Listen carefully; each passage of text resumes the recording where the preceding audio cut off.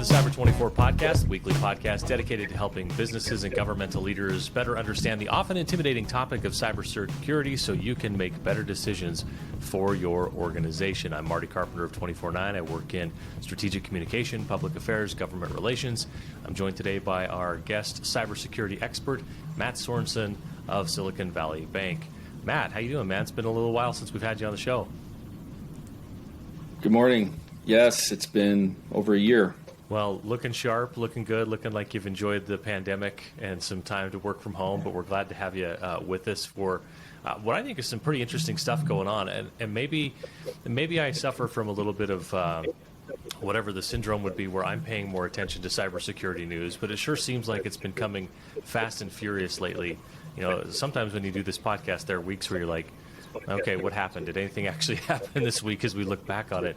But over the last few weeks, we've had some big headline driving stories, some really big things happening in cybersecurity.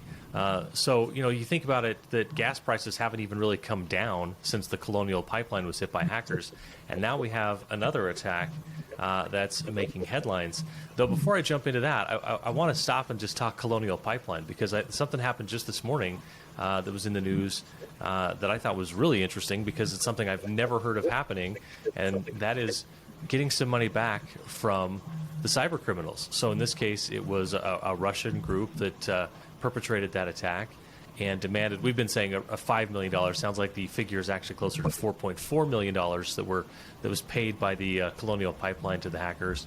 And now the federal officials have recovered $2.3 million of that money, basically getting back some cryptocurrency. And I've just never heard of anything like that, Matt. So any idea how they did it, and how great of a sign is this for the battle against cyber attacks? It's very interesting. So the FBI disclosed this, and it's at some point during their investigation, Colonial Pipeline brought them in early, I would imagine, to help support the crime committed against them in the investigation, trying to bring them the perpetrators to justice. It sounded like the FBI somehow obtained a password from the hackers for their crypto wallet. That's part conjecture, part piecing together what I've read in the news. And if you extend that, I don't know if this is what happened or not, but I would imagine maybe the FBI successfully fished the attackers, kind of beat them at their own game in a way. If you think of the resources available to the FBI, maybe they had someone able to craft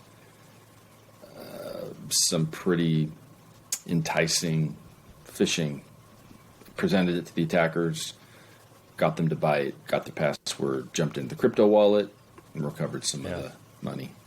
It is unthinkable that the FBI was able to otherwise penetrate the cryptocurrency network and somehow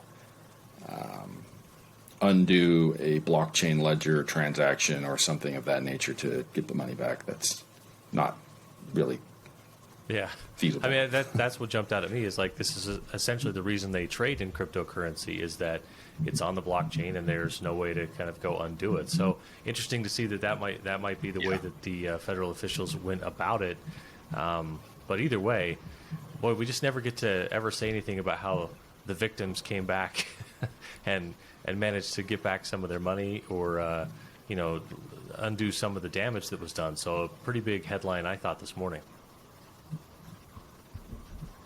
Yeah, definitely not a defense strategy to count on that as a part of the recourse. Yeah. Well, and I think probably the $2.3 million that were recovered probably go back to the insurance company. I would guess they had an insurance policy that would pay the ransom. Yeah, I doubt that they're going to get the insurance payment plus the money that came back through getting it back. But either way, a win for the good guys, and a star sticker for the FBI for their work on that as well. So we had the Colonial Pipeline attack that I mentioned, spiked gas prices and had people filling up plastic bags with gasoline, which, what a world we live in, right? But then right on the tails of that, we have JBS USA, the world's largest meat supplier, hacked as well. It's a company based not far from here in Utah. It's over in Greeley, Colorado, the home of Northern Colorado University. They actually do have a plant here in Utah, in Hiram, Utah, as a matter of fact, that was impacted by the hack. Workers were sent home. Production was shut down at least for a day. These hackers, likely based in Russia, could be the same group. It depends sort of on how you're reading some of the reports. We've heard about, for a long time, we've heard about the risk of cybercrime. These are two big attacks that didn't just sort of compartmentalize and hurt the company, right, or the insurance company that was insuring them against some kind of loss there. There were people who were sent home from work. There was a spike in gas prices. There could be, some, even if it's just a minor disruption to the food supply. These are things that start to get to a tipping point where it hurts everyday people. So I guess that's sort of the question. Are we getting closer to that tipping point where businesses are really taking this threat seriously? And is that going to be driven by the fact that cybercrime is hitting regular everyday people in a way that it maybe hasn't before? Yes, it's getting attention. It's certainly worrying. I worry about the critical infrastructure and our vulnerability nationwide, our own government, as well as critical infrastructure providers. I know our government works with them, critical infrastructure providers, to provide some services. I remember talking to a person I met who worked in IT at a oil refinery, and I was asking him about how they do their cybersecurity program. Does the federal government take a special interest in them as critical infrastructure? He said yes, absolutely. And I think at that point, this was a few years ago, they worked with the Department of Homeland Security on cybersecurity standards and availing themselves of certain services that the federal government provided. But those are unavailable to your average business, your small, medium-sized, and even large companies, like the kind we have 98% of the businesses in Utah. So it's still worrisome that there are companies out there that are still susceptible to ransomware. We've been talking about ransomware now the entire life of this podcast. And as I've worked in a large enterprise for the last while, we have controls to prevent ransomware. And you hadn't heard a lot about ransomware unless you're out helping in professional services, helping companies. It tends to be the smaller companies that get hurt. Not always, but the amount of protection is a function of cost and resources, where larger companies have more resources to deal with it, smaller companies less. And it just behooves these smaller companies to really stand up, take note of what's happening. If this is the largest meat supplier in the United States, that's not a small company. And yet they still had issues. And, the underlying question is why, what could they have done better, and learn as company, as a IT person or a manager in a company, you need to ask these questions. Are we vulnerable to ransomware? Have we done all we can? What's left to do? It seems like the hackers may be sort of testing their limits. And, one of the interesting elements of the Colonial Pipeline attack was that they essentially gave the key back and with somewhat of an apology. Now, clearly they got their $4.4 million, at least temporarily, as we've mentioned. But, there was sort of an apology issued, like, hey, we didn't mean to do this kind of damage. We're just out for the money. And, it just makes me wonder if you're sort of trying to find the right balance, even among, cyber criminals saying, we've got a steady stream of revenue here if we don't go do things like shut down the U.S. Fuel supply, food supply, power grid, things like that, that's maybe seen as like too much, and now it's we're a problem that people will take more seriously. They want to kind of hit this sweet spot of, we want people with deep enough pockets to pay, a real drive to pay us quickly to get back online, but not so much that we that we incur the ire of the general public? Well, if you remember how post 9/11, the United States intelligence apparatus and the military took action against our attackers and began to dismantle their terrorist operations and organizations. So, and this culminated years later in the death of and imprisonment of many terrorist leaders and organizers, including Saddam Hussein and Osama bin Laden. If you look at this dark web, or what's the name of the hacker group in Russia that perpetuated this? Dark, I forget. But they disbanded shortly after the attack was publicized, if you remember. Yeah. I don't know if you saw that news headline. But they disbanded, and I think they woke a sleeping bear. I think that the United States intelligence apparatus turned their focus on them as a national threat, disrupting our critical infrastructure, and their lives were about to get really uncomfortable. And so, the balance you're talking about is if you knock off one of the, you cause some hurt over here, we're going to come back after you. And I don't think that's what they want. They want to operate in obscurity and take the small Dark Side wins. is the name of the group, by the way, that I think we're trying to think of there. Are they finding new vulnerabilities, do you think, or is it more likely that they're just sort of playing the greatest hits but with different companies? Yeah, I think it's the latter. I think it's the susceptibility we all have of clicking things that we think are legitimate and they're in fact not. And the problem is does the company have a service or a control to minimize the amount of those dangerous links? Sounds like in this case, JBS had some backup systems in place. The company issued a statement saying the company took immediate action, suspending all affected systems, notifying authorities, and activating the company's global network of IT professionals and third-party experts to resolve the situation.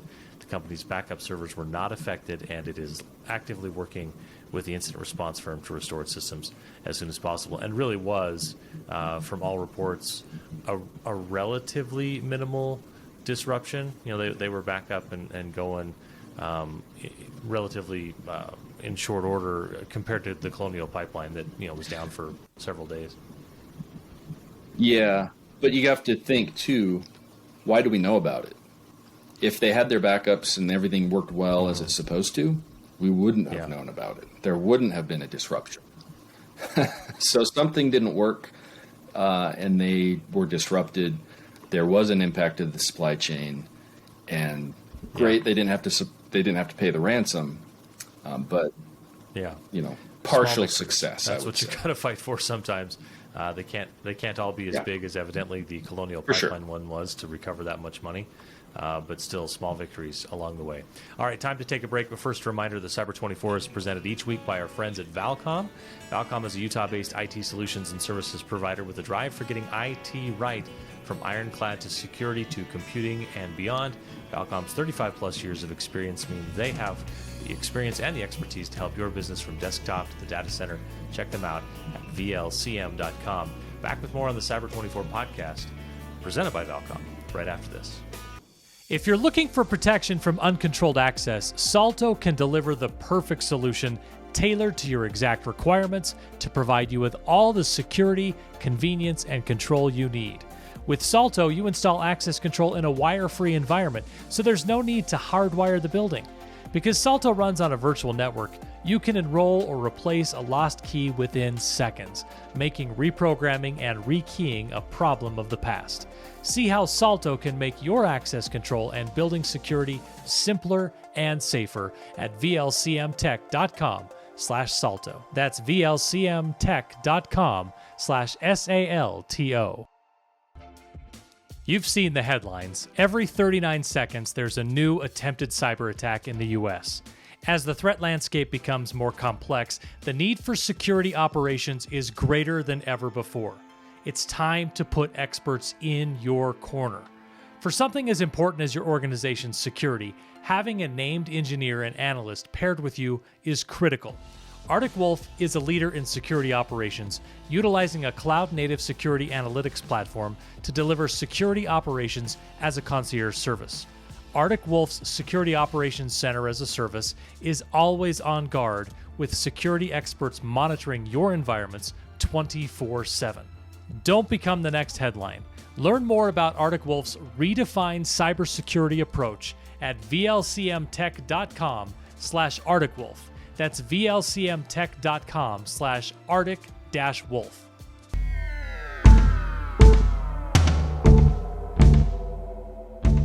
Welcome back to the Cyber 24 podcast presented by Valcom. We continue our discussion with Matt Sorensen from Silicon Valley Bank.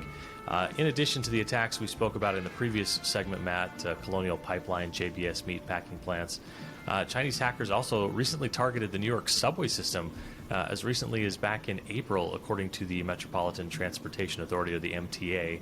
Officials with the MTA said that on April 20th, the FBI, the Cybersecurity Infrastructure Agency, or CISA, and the NSA issued a joint alert that there was a zero-day vulnerability in place, meaning the vulnerability no one was aware of and for which there were no patches available.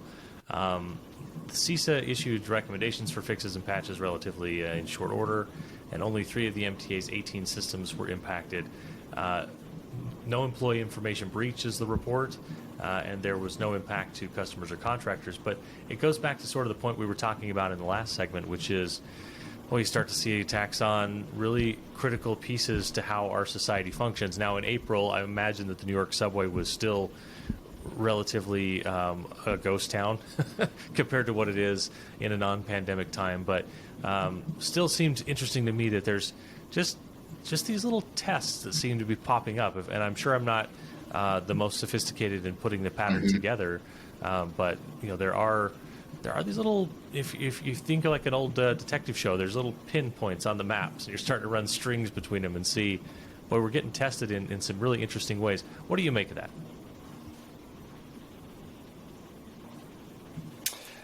It's concerning, Marty. I try not to be too doom and gloom, but the age of information war, cyber war, has been with us now for many years. And both adversaries have been arming cyber squads, cyber defense, as well as offensive capabilities for quite a long time. And so I think what we're seeing is the equivalent of battlefield exercises, or, like you said, tests. And we're all interconnected, right? Our economies are fairly intertwined, and so we don't want to hurt ourselves by hurting our perceived enemies who we rely on for different things. And it's a very complex world that we're in today. I think China, at the moment, working on their high tech is that they've been known as intellectual property consumers from their adversaries, but I think they've developed their own technology capabilities as well, and in some cases threaten us if you listen to the intelligence reports that are public. And I worry that if things got to the point where we have an unmitigated cyber assault, it could get pretty rough. If we can lose, well, let's just say we have some very vulnerable critical infrastructure, and it doesn't take long to halt the engine of our economy, as we've just seen in the last year with the pandemic. A gasoline shortage, disrupting fuel supplies, food distribution.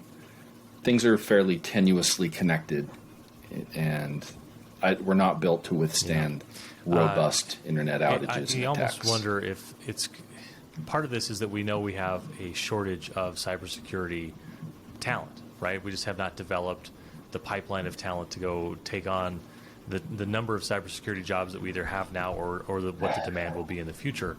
And you'd almost think that you're going to need some kind of national push, the way that I perhaps romanticize, but think about in the 1960s when President Kennedy says we're going to the moon, and suddenly you've got people who want to be astronauts because they think that's cool, and we go out and we are the first to the moon. It seems like we'll either need something like that, or people are going to eventually realize there is real opportunity in this field. I saw a headline just this past week that essentially said, you want to go into cybersecurity, name your price. Just you might eventually get to the point where your skills are so in demand, and the supply of people at the moment is so low that you could sort of name your price. It seems like we're going to need the people, and that enough people are going to start to figure out that there's money and opportunity in that field.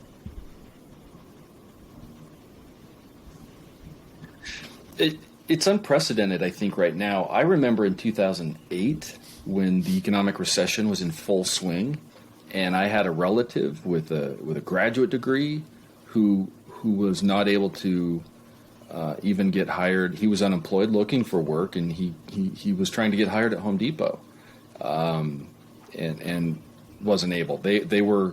Home Depot was getting hundreds and thousands of applicants with graduate degrees, because that's the economy then, and the labor market then was flooded with talent. Now it's the complete opposite. We've got fast food restaurants can't hire, putting full-time benefits packages together at fast food restaurants. And we heard this week, I think Amazon, all 700,000 employees will receive a smartphone as part of their employment package. And so it's not even cyber now. It's every industry. The help wanted signs as far as the eye can see.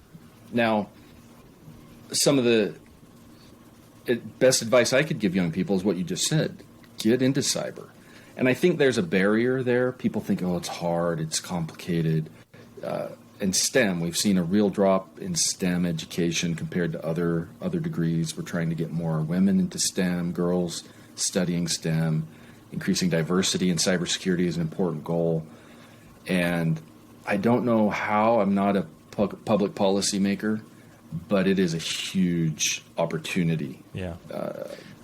Shifting back a little bit to this idea of attacks on critical infrastructure, this past week, the U.S. Energy Secretary, Jennifer Granholm, said, "We have an agreement with the private sector on the transmission grid. There are basic standards, cyber standards they adhere to, cyber standards that are developed by the Department of Commerce, and we need the same sort of regime with pipelines, and that does not exist at the moment." What she essentially came out and said that was most newsworthy is that she flat out said that our adversaries have the ability to shut down portions of the U.S. power grid. And, you start to think about things like that. This is driving demand for people to be in these types of fields. When you start to hear about things like shutting down the power grid or, spiking gas prices because of an attack on a pipeline, it's both frightening to think about how vulnerable we are. And, I would think, to the point we just made, if you're looking for an area where you can really have a big impact and probably earn a really, really good living, cybersecurity is just another example of why it's going to be so in demand.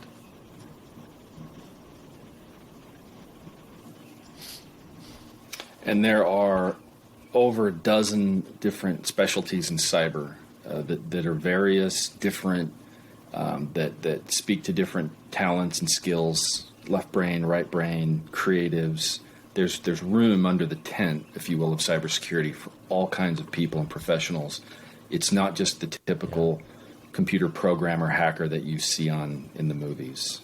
Most cybersecurity professionals do not chase bad guys over the internet. There's a lot of compliance, a lot of reporting and business management, basic things that need to happen. Policies need to be written. Training needs to be created. So we've talked a lot today about critical infrastructure and various segments of the U.S. economy that are vulnerable to cyber attack.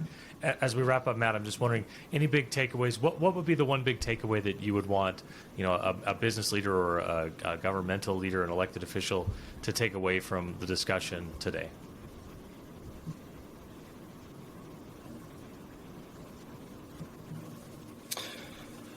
Well, with ransomware still making news, we're still vulnerable. Ask yourself, are we vulnerable? Work with your partners, your trusted partners, to assess where you are. What more can you do? Yeah, perfect. And then make a great determined insight, plan as always, Matt. to We get appreciate there. you taking some time to be part of the show. As we wrap up for this episode, I want to thank our sponsors at My Valcom. pleasure. At Valcom, Thanks for they get having me. much more than a dedicated IT retailer. They become an extension of your IT team. So whether you're a startup or an enterprise, Valcom has the technical sales and engineering expertise to make your business more effective and more productive. Check them out at VLCM.com. That's VLCM.com. Special thanks as well to our supporting partners, the Utah Department of Technology Services, the Kempsey Gardner Policy Institute, our friends at Secuvant, the Utah Attorney General's Office, and the Utah Department of Public Safety. A reminder, you can follow us on Twitter at cyber24_, or you can follow us on Facebook as well. Hit us up in either place. Let us know if you have a topic you'd like us to discuss on a future episode. You can also rate and review the podcast on Apple Podcasts. Thanks, everyone, and stay safe online.